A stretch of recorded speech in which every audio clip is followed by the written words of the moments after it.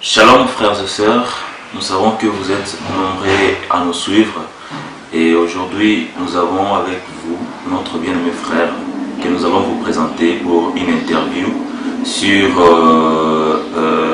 la succession du ministère prophétique du prophète William Aaron Branham. Alors pour aujourd'hui nous avons avec nous notre bien-aimé frère Polycarpe. Shalom frère Poly. Shalom frère. Comment vous allez? Oui, très bien par la grâce de Dieu. Très bien habillé. Ah, merci. Merci. Alors, nous allons sans plus tarder entrer dans le vif du sujet. Vu l'importance, ça suscite beaucoup d'encre de salive, surtout sur la succession du prophète Branham. Et alors, nous avons voulu vous interviewer pour en savoir plus. Qu'est-ce que vous en pensez? Qu'est-ce que vous dites?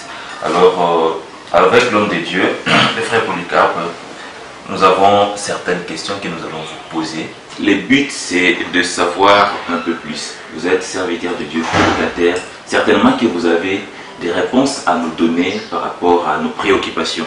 Alors, frère Poly, c'est vrai qu'après frère Branham, il y aura un autre prophète qui doit venir. Oui, je confirme ça par rapport à certaines écritures de Feu Branham et aussi de la Bible, démontrant qu'il doit y avoir un prophète qui doit venir après Feu Branham. Feu Branham le démontre dans plusieurs références que j'ai à ma disposition, que je prêche avec force, parce que je crois à la parole du Seigneur et toute parole du Seigneur doit être reconnue comme vraie. C'est comme cela que moi je considère la chose. Alors notre précieux prophète de Dieu, Feu Branham, vous voyez une personne qui devait venir après lui, dont lui avait bâti juste une plateforme pour que cette personne puisse venir.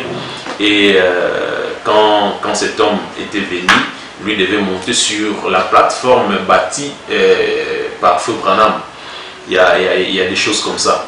Alors, il y a eu beaucoup d'interprétations, il y a eu beaucoup de gens qui ont dit que cet homme c'est Christ. Oui, c'est Christ, c'est l'onction qui était venue en 1963 pour que ça ne soit plus un homme qui parle au peuple de Dieu, mais Christ lui-même parlant au peuple de Dieu. Là, je crois cela dans ce sens-là. Mais en arrivant même jusqu'en 65, Feu Branham cherchait toujours l'homme. Il appelle un homme.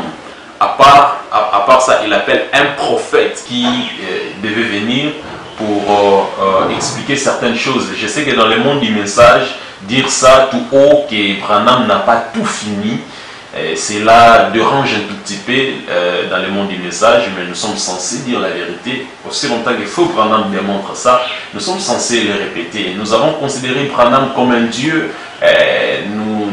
Nous considérons parfois Moïse comme un grand pécheur, mais Branham comme un Dieu. C'est tellement quelque chose qui donne l'horreur.